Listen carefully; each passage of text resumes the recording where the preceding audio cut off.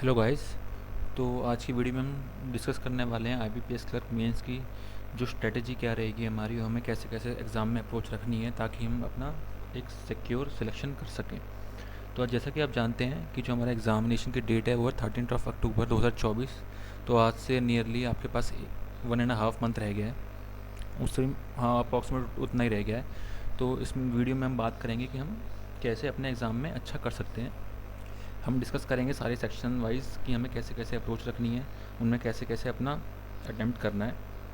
और हम देखेंगे कि हमें कैसे अपने पेपर में एक जनरल अप्रोच रखनी है जिससे हम एक ग्रो थ्रू कर पाएँ और अपना जांच सके कि हाँ हमें कौन कौन से पेपर कौन कौन से क्वेश्चन अटैम्प्ट करने हैं, ताकि फालतू क्वेश्चन के और फालतू की चीज़ों में हमारा टाइम वेस्ट ना हो। तो सबसे पहले मैं जाना चाहूँगा क्वान्टिटेटिव एप्टीट्यूड के साथ। तो जैसे कि हमेशा से ये सेक्शन बहुत इंपॉर्टेंट रहा है और लास्ट कुछ सालों से इस सेक्शन में अच्छे लेवल के क्वेश्चन पूछे गए हैं। तो इसके लिए हमें last 3 years memory based question हमें अच्छे तरीके से कर लेने चाहिए। हमें देखना चाहिए कौन कौन सा क्वेश्चन उसमें आया, कैसे कैसे उन्होंने क्वेश्चन पूछे, ताकि हमें एक आइडिया लग जाए कि हाँ भाई हमारे पास इस लेवल के हमारे पास क्वेश्चन आ रहे हैं। और ये आपकी प्रैक्टिस इतनी अच्छी हो जाएगी ना इन चीज़ों से कि आपके पास एक अच्छी अप्रोच सेट रेडी होगी कि हाँ हमें इस लेवल से अपने आप को तैयार रखना है। रेगुलर प्रैक्टिस सेशन आपको करने हैं। जैसे कि मैं पर्सनली बताऊं तो हर्षल अग्रवाल सर के मैं सेशंस रिकमेंड करूंगा। वो काफ़ी अच्छे लेवल के उनके सेशंस होते हैं। जो उनकी अप्रोच होती है वो काफ़ी आपके दिमाग को खोलेगी, जिससे आपको डेफिनेटली हेल्प मिलने वाली है। और third point, clearing important topics and data interpretation. जितने भी आपके वीक टॉपिक्स हैं जो आपको लगता है कि हाँ आपको एक बार नज़र रखनी चाहिए, एक बार रिकॉल करनी चाहिए, तो आप जैसे कि कंपाउंड इंटरेस्ट हो गया, सिंपल इंटरेस्ट है, और भी है, पार्टनरशिप है, मिक्सचर्स है, थोड़े थोड़े अपने कॉन्सेप्ट दिख के जाइए कि हम मान लीजिए कि ज़्यादा ही बुरा पेपर में फंस गए कि आप डीआई भी नहीं ला पा रहे हैं, ज़्यादा ही अच्छे लेवल का पेपर आ गया, तो आप कहीं ना कहीं से एक नंबर भी अगर आपको मिल रहा है ना, तो वो चीज़ आपके लिए बेनिफिशियल है, क्योंकि आपको एक एक नंबर जोड़ना होता है मेंस के अंदर। एक एक नंबर जोड़ के ही आपको एग्ज़ाम निकलता है। ऑल्दो अगर आपकी डाटा इंटरप्रिटेशन अच्छी है तो आप में काफ़ी हेल्प मिल जाएगी, पर फिर भी अगर आप इन छोटी छोटी चीज़ों को ध्यान रखेंगे तो ये इवेंचुअली 4 या 5 मार्क्स भी अगर आपने एक्स्ट्रा खींच लिए तो आपका सिलेक्शन इन ही आउट कर देंगे। चौथा है कैलकुलेशन प्रैक्टिस। तो आप कैलकुलेशन प्रैक्टिस कर सकते हैं अच्छे लेवल से, ताकि आपकी स्पीड बढ़ाएगा और आपकी एक्यूरेसी बढ़ाएगा। जितनी ज़्यादा आप कैलकुलेशन प्रैक्टिस करेंगे उतनी ज़्यादा आपकी क्वेश्चन की स्पीड बढ़ जाएगी, डेफिनेटली आपका अटैम्प्ट भी बढ़ाएगा ये। और जितनी मेन बात है प्रिसाइज़ होना चाहिए और एक्यूरेट होना चाहिए। जित क्वेश्चन कितने ज़्यादा भी कर लें, जब एक्यूरेसी नहीं है तो फिर कोई उसका फ़ायदा रहता नहीं है। और आप कोशिश करिए कि आपको ऑप्शन एलिमिनेट करने भी आएँ, कि अगर कोशिश करिए 4 ऑप्शन पहले आपने ऑप्शन देख लिए, सबकी यूनिट डिजिट अलग है, तो पूरा सॉल्व करने की ज़रूरत ही नहीं है, सीधा यूनिट डिजिट से आप उसे टिक कर सकते हैं। तो क्वांट्स के लिए आप ऐसा कर सकते हैं। नेक्स्ट सेक्शन हमारा है रीजनिंग का। तो रीजनिंग के लिए मैं बोलूँगा सेम लास्ट 3 ईयर के आप इसमें क्वेश्चन पेपर देख सकते हैं, किस टाइप के पजल आए हैं, किस टाइप का उन्होंने अरेंजमेंट पूछा है, circular, puzzle based, month based, जो भी है सारे टाइप पेपर आप देख लीजिए।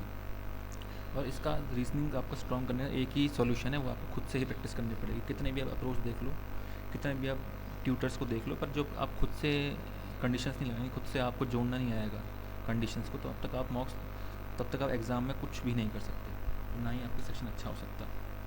हाँ कुछ कॉन्सेप्ट्स हैं जैसे कि हमारा कोडिंग डिकोडिंग आता है मेंस लेवल का, तो वो थोड़ा अच्छे लेवल का होता है, उसमें कुछ जैसे मैजिक बॉक्स की ट्रिक लगा सकते हैं। और हमारा जो होता है इनइक्वालिटीज़, कोडिंग इनइक्वालिटीज़, उसमें भी हम मैजिक बॉक्स की ट्रिक्स अगर आपको याद है तो वो क्वेश्चन काफ़ी बचा देती हैं।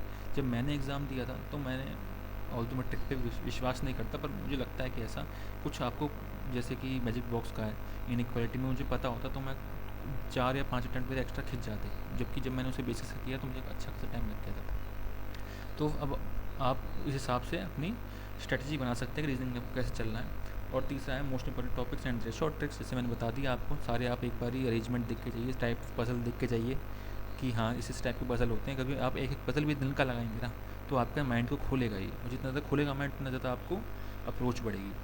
और ध्यान रखिए कि फालतू क्वेश्चनों से बचिए। जो भी फालतू क्वेश्चन मिलते हैं, मतलब यूट्यूब वगैरह पे बहुत लोग करवाते फिरते हैं जी, ये ऐसा क्वेश्चन है आज तक किसी ने नहीं करवाया, आपको वो करने की ज़रूरत ही नहीं है। आपको बस एग्ज़ाम ओरिएंटेड पढ़ाई करनी है, फालतू का तो आपको एक वर्ड भी नहीं पढ़ना है। और आप जैसे कि लॉजिकल रीजनिंग होती है तो आप उसे भी देख के जा सकते हैं, जैसा आपको ठीक लगे, आप उस कंपेटेबल हो तो आप उसे भी देख सकते हैं, पर कोशिश कीजिए अपने अटैम्प्ट एक्यूरेट रखिए और चेक कम रखिए, पर आपके अटैम्प्ट एक्यूरेट होनी चाहिए, क्योंकि ज़्यादा अटैम्प्ट करने के चक्कर में नेगेटिव मार्किंग हो जाती है और वो पेपर की सारी कंडीशन ही बिगाड़ देती है। तो आप रीजनिंग में ऐसे कर सकते हैं। और चौथा है हमारा इंग्लिश सेक्शन। तो इंग्लिश सेक्शन के लिए तो अगर आप इंग्लिश बैकग्राउंड से हैं तो आप 50% तो हैं, ज़्यादा ही होंगे, 60% तो आपके हाथ में है, और 30 या 40% आपको मेहनत करनी है। पर अगर आप हिंदी बैकग्राउंड से हैं तो आई थिंक आपको इंग्लिश को 2 घंटे रेगुलर बेस पर डे आपको 2 घंटे देने ही पड़ेंगे। और सबसे पहले आप इसमें रीडिंग कॉम्प्रिहेंशन पे ध्यान दीजिए, क्योंकि रीडिंग कॉम्प्रिहेंशन के 10 से 15 क्वेश्चन फंसते हैं मेन से। अगर आपको रीडिंग कॉम्प्रिहेंशन की आदत होगी, आपको पैराग्राफ जोड़ने आएंगे, तो आप वहाँ पे आसानी से क्वेश्चन अटेम्प्ट कर पाएंगे। और कोशिश करिए कि ना आधा पैराग्राफ पढ़ के क्वेश्चन अटेम्प्ट करने की कोशिश करिए। जैसे आपने शुरू का आधा पैराग्राफ किया करके उसके सारे क्वेश्चन पढ़े, जितने भी क्वेश्चन लगा सके, तो आपको फिर क्लियरिटी रहती है, क्योंकि आपको आधा पैराग्राफ याद रहेगा, उतने जितनी भी चीज़ें आप उसे रिकॉल कर लेते हैं इंस्टेंटली और वहाँ पर टिक कर सकते हैं ऑप्शन। और आधा पैराग्राफ पढ़ के बाकी का जो रहा फिर बाकी क्वेश्चन लगा दिए। तो इससे मुझे लगता है कि ये काफ़ी अच्छा मेथड होता है जो मैं फील करता हूँ। अगर आप, वरना आपको जिससे लगता है वैसे कर सकते हैं, पर हाँ ये काफ़ी इंपॉर्टेंट पार्ट है। तो दूसरा प्लेन टू पैरामाउंट जो है, ये नीतू सिंह की है बुक जो है, इसका आप रिविज़न कर सकते हैं। आप इसे रटने के हिसाब से या इस हिसाब से मत पढ़िए, बस आपको एक इसे पढ़ना है कि हाँ जनरल चीज़ें आप पढ़ेंगे, आपके समय में कुछ तो 1% ही जाएगा, पर हाँ आपको थोड़ी बहुत चीज़ें समझ आने लगेंगी कि चीज़ें जुड़ कैसे रही हैं।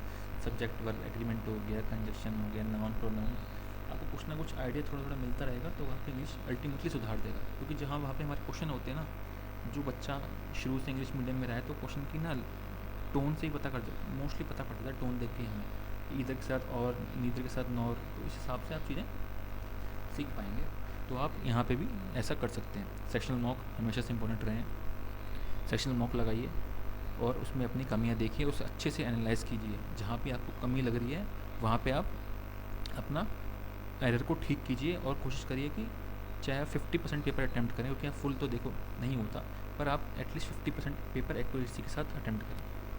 चौथा है न्यूज़पेपर रीडिंग। न्यूज़पेपर रीडिंग तो आपको हर हालत में करनी है, क्योंकि आपकी जीके भी सही करेगा और आपकी रीडिंग हैबिट को भी इम्प्रूव करेगा।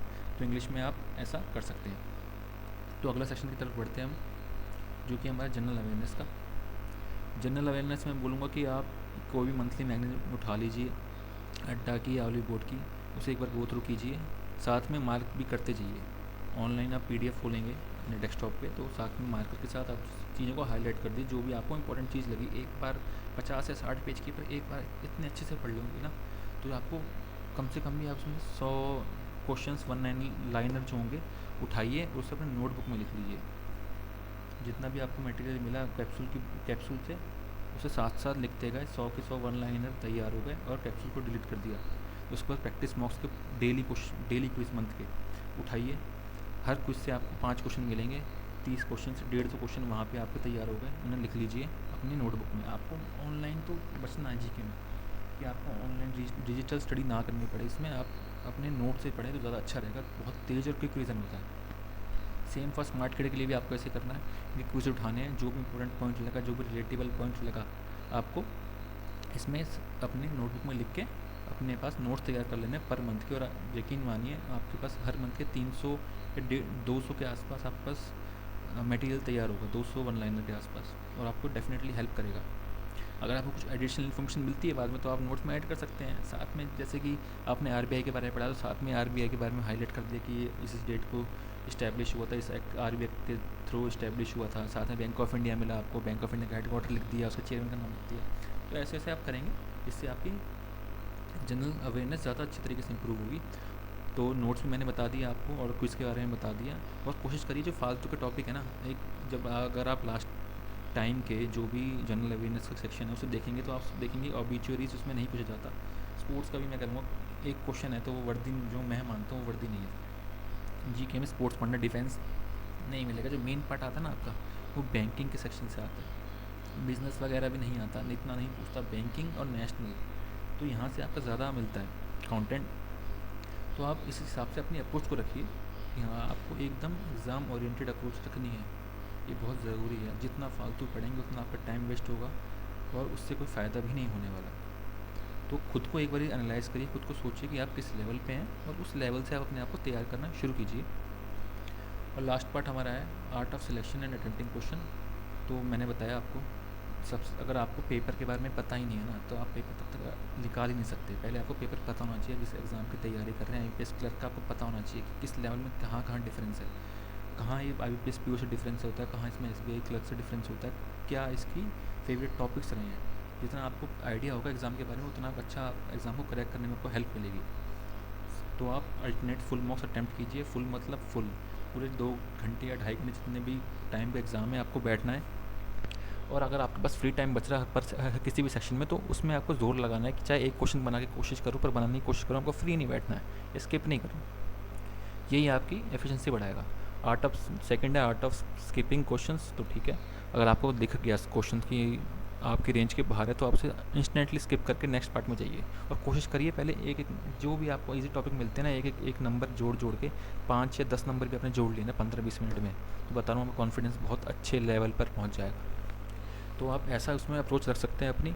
और quick go through of the question paper, जो कि आपको हमेशा करना चाहिए। जो भी सेक्शन खुला, रीजनिंग सेक्शन खुला, एक बार गो थ्रू कर लें, 1 मिनट में गो थ्रू किया, जो भी आपको लगे कि रेंज में है या आप कर सकते हैं उन्हें मार्क किया।